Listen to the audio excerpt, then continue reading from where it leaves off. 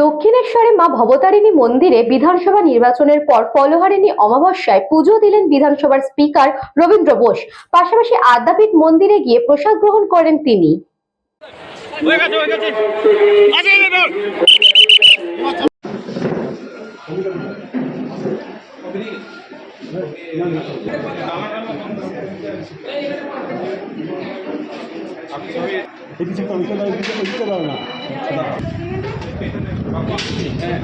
দক্ষিণেশ্বর থানার নিরাপত্তার মধ্যে দিয়ে দক্ষিণেশ্বরে পুজো দিলেন স্পিকার। পুজো দেওয়ার পর সংবাদ মাধ্যমের মুখোমুখি হয়ে বললেন, রাজ্যবাসীর মঙ্গল কামনায় রাজ্যের মানুষের সুখ সমৃদ্ধির কথা মাথায় রেখে তিনি আজ মায়ের কাছে পুজো দিলেন। তিনি এও বললেন, যখন বিধানসভায় তৃণমূলের বিদায়ী বিধায়ক এবং বিরোধী নেতা তৃণমূল কর্মীরা ঘর ছাড়ার প্রশ্ন তুলেছিলেন বিধানসভার হলে, ঠিক তখনই দক্ষিণেশ্বর মা ভবতারিণী মন্দিরে এসে স্পিকার রবীন্দ্র বোস বললেন, যখন পশ্চিমবাংলায় তৃণমূল সরকার ছিল তখন প্রচুর বিজেপি কর্মী ঘর ছাড়া, আজকে দাঁড়িয়ে আমরা বিরোধীদের বলছি তাদের কর্মীদের ঘরে ফিরিয়ে আনা হোক। আমরা সনাতনী, আমাদের কাছে মা কালী প্রধান আরাধ্য দেবতা।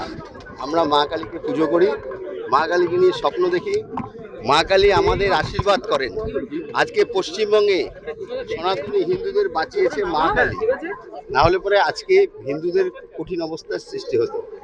তাই আজকে আমি পুজো দিতে এসেছি, মার কাছে কৃতজ্ঞতা স্বীকার করলাম যে না, আপনি আমাদের বাঁচিয়েছেন।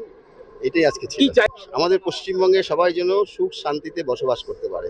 স্যার, একটু হিন্দুরা স্পেস দেবে। আমরা অন্য সরকারের মতো, মানে আগে যে সরকার ছিল সেরকম না, কারণ 21টা স্টেটে আমরা সরকার চালাচ্ছি। কোথাও এরকম সিচুয়েশন নেই যে 11 মাস বিরোধী দলনেতাকে বাইরে থাকতে হয়েছে।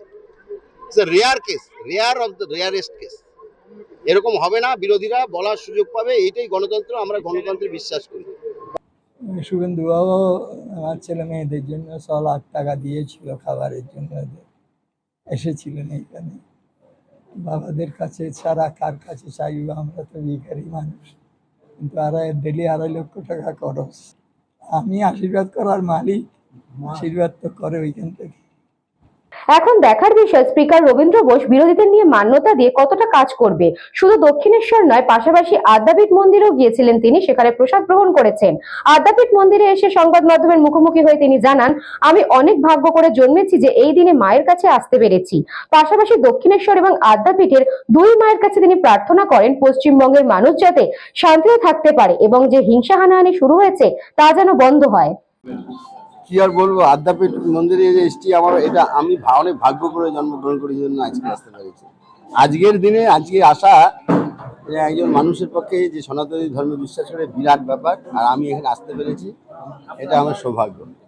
পশ্চিমবঙ্গের মানুষ যাতে সুখ শান্তিতে থাকে, যে হিংসা শুরু হয়েছে সেই হিংসা যাতে বন্ধ হয়, হানাহানি যাতে বন্ধ হয়, মানুষ সুন্দরভাবে থাকে। মানুষ আমাদের যে আরাধ্য দেবতারা আছে তাদের কাছে প্রার্থনা করতে পারে, পুজো আর্চা সমস্ত কিছু ওপেনলি হতে পারে।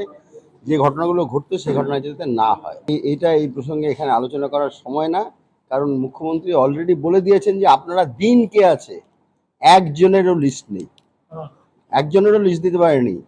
মুখ্যমন্ত্রী বলে দিয়েছেন যদি এরকম ঘটনা ঘটে আমরা ইমিডিয়েটলি স্টেপ নেব, কিন্তু আপনাদের 2021 সালের পরে যাদের নামে কেস আছে তারা যদি থাকে তারা তাদের জেলে পাঠাবে। বলরাম বসুর সাথে কৃষ্ণপালিতের report, news Banga time. St. Augustine's Day School, Barakpur. Success for every child. Admission open 2026 to 2027. Contact number 9007934555. JM Jewelers Ichhapur Anandamath. আমাদের মেকিং চার্জ 3%। আমাদের লাইভ দেখুন JM Jewelers ফেসবুক পেজে প্রতিদিন রাত 7:35 আমাদের ভিডিও শেয়ার করলে পেয়ে যাবেন সোনার নাকছাবি একদম ফ্রিতে।